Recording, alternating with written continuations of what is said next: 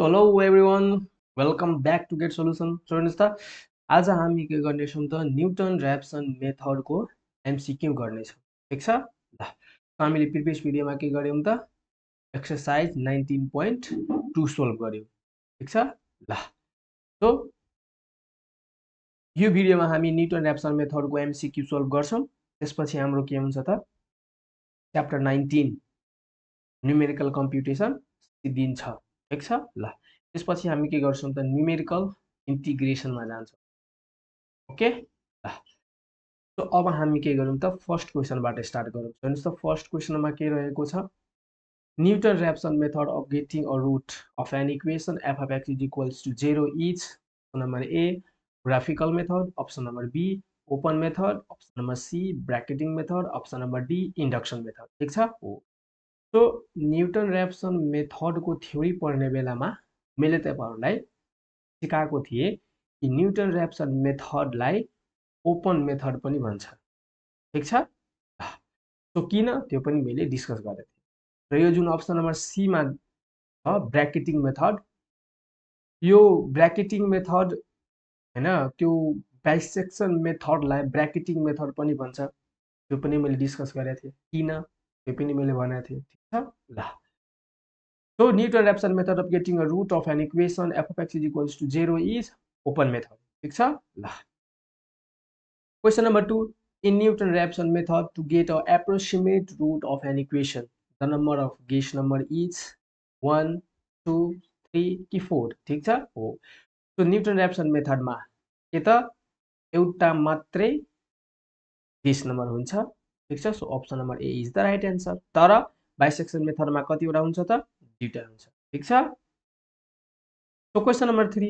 The process of iteration in Newton-Raphson method of solving an equation f of x is equals to 0 will be stopped if for error of tolerance epsilon greater than 0 भनेको epsilon greater than 0 भन्नुको मतलब यो epsilon greater than 0 भन्नुको मतलब के epsilon भनेको error must be positive. The condition satisfied is ठीक छ एकचोटी फेरि question पढ्नुस् the process of iteration in Newton-Raphson method of solving an equation f of x is equals to 0 will be stopped. हामी कति बेला स्टप हुन्छौं त ठीक छ हो so if error of tolerance epsilon greater than 0 the condition satisfied यदि हामीलाई एरर दिएको छ भने हैन जस्तै मानौ फर एक्जाम्पलको लागि तपाईले भनेछ स्क्वायर के त square root of 3 within two places of decimal त्यसपछि भनेछ with an error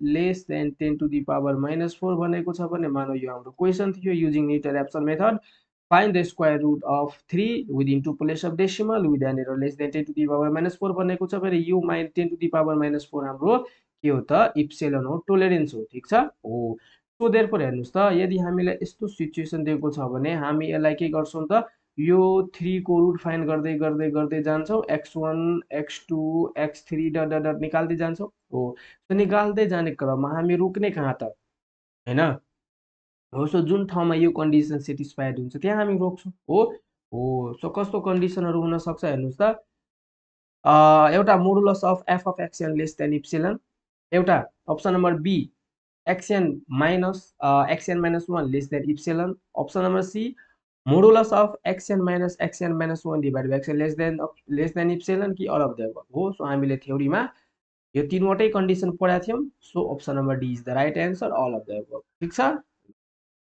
question number 4 the general formula of solving a non-linear equation f of x is equals to 0 by Newton-Raphson method is the general formula हामीले general formula derive पनि गरेका थियौं graphically हो so कुन हुन्छ त हेर्नुस् त तपाईले खोज्नु भयो भने अप्सन नम्बर सी मा पाउनुहुन्छ के हुन्छ त xn + 1 = xn - f of xn divide by f prime xn ठीक छ ल सो केही गाह्रो छैन अब question number 5 so question number 5 मा the formula due to Newton Raphson method to solve an equation f of x = 0 in third iteration is ठीक छ हो अब हेर्नुहोस् त अहिले भर्खर हामीले पढ्यौँ जेनरल फर्मुला के थियो X N plus 1 is equals to के हुन्छ त X N minus F of X N divide by के हुन्छ त एफ प्राइम एक्सएन हुन्छ। अब हामीले के भनेको छ थर्ड इटिरेसन भनेको हामीले सिम्पली x3 निकाल्न भनेको छ हो। So x3 is equals to के हुन्छ त x2 minus F of x2 divide by के हुन्छ त एफ प्राइम x2 हुन्छ हो। सो अब हेर्नुहोस् त खोज्नुहोस् त यो कुन अप्सनमा छ खोज्नुहोस् त यो कुन अप्सनमा छ त अभियसली अप्सन नम्बर सी मै छ के त x3 is equals to x2 minus F of x2 divide by F prime x2 र यहाँ हाम्रो के भयो त एन्सर भयो। ठिक छ। अब question number 6 if x is the square root of a ठिक छ then Newton integration formula to get square root is ठिक छ। सो यहाँ अप्सन छ। सो यहाँ के भनेको छ x is the square root of a भनेको square root of a is equals to x हामीले भनेको छ ठिक छ हो। Square root of a is equals to x छ भने हेर्नुहोस् त square root of a is equals to x छ भने स्क्वायरिङ बोथ साइड गर्नुभयो भने के हुन्छ x square is equals to a भनेको x square minus a is equals to 0। So हाम्रो फंक्शन के हुन्छ त F of X is equals to X square minus A हो।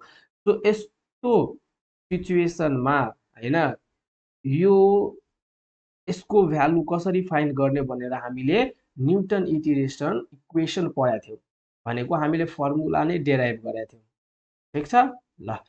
सो कुन अप्सन हुन्छ त option number B X N plus 1 is equals to 1/2 X N plus A divide by X N भनेको हामीलाई कुनै पनि नम्बरको रुट फाइन्ड गर्न भनेको छ भने तपाईले यो प्रोसेसबाट पनि जान सक्नुहुन्छ अथवा सिम्पली जुन हाम्रो के त जेनरल फर्मुला जुन छ X N plus 1 is equals to X N minus F of X N divide by F prime X N हो।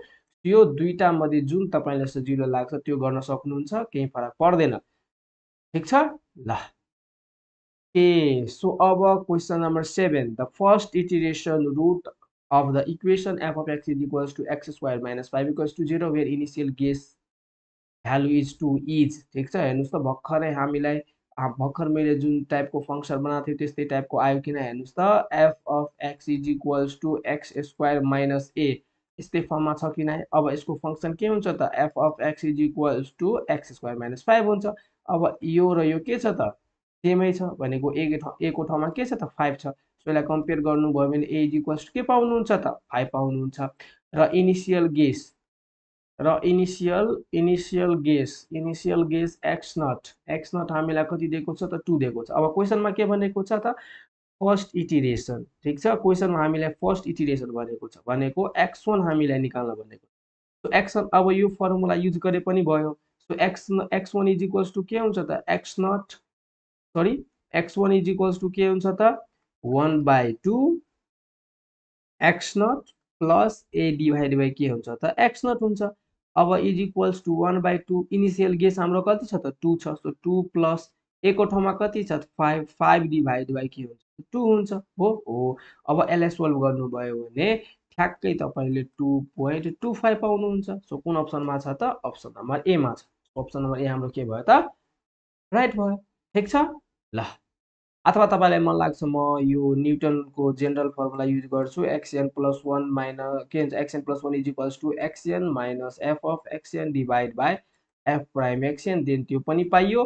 अब हामीलाई x1 चाहियो भने के हुन्छ x naught minus F of x naught divide by के हुन्छ त एफ प्राइम x नट हुन्छ हो।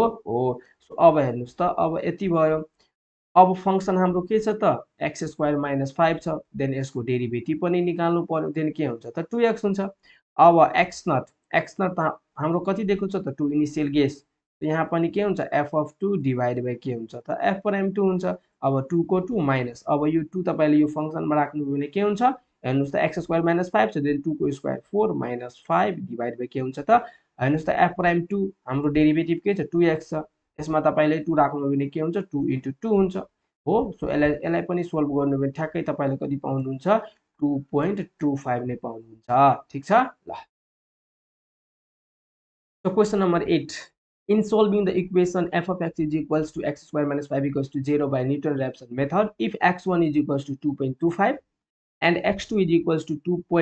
2361 then the percentage relative error is के हुन्छ त हेर्नुहोस् त फर्मुला नै पढ्नु भएको थियो पर्सेन्टेज रिलेटिभ एररको के हुन्छ modulus of x2 minus x1 divide by के हुन्छ त x1 इन्टु 100% हो सो देयरफोर के हुन्छ त x2 हाम्रो कति छ त 2.2361 माइनस x1 कति छ त 2.25 डिभाइड बाई के हुन्छ त 2.25 एन्ड इन्टु के त 100%। अब यसलाई सोल्भ गर्नुभयो भने 0.62% पाउनुहुन्छ।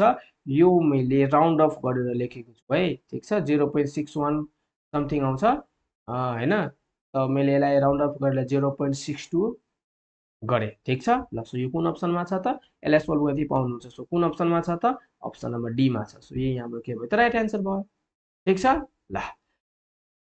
ओके सो हाम्रो के भयो त एमसीक्यू पनि सिद्धियो भनेको हाम्रो च्याप्टर 19 कम्प्लिटली सिद्धियो। अब हामी के त न्युमेरिकल इन्टिग्रेसनमा भेट्नेछौँ, ठिक छ ल। So thank you so much everyone for watching and अब हामी नेक्स्ट भिडियोमा भेट्नेछौँ। सो त्यति बेलासम्मको लागि पढ्दै गर्नुहोस्। अल द भेरी बेस्ट है त ल।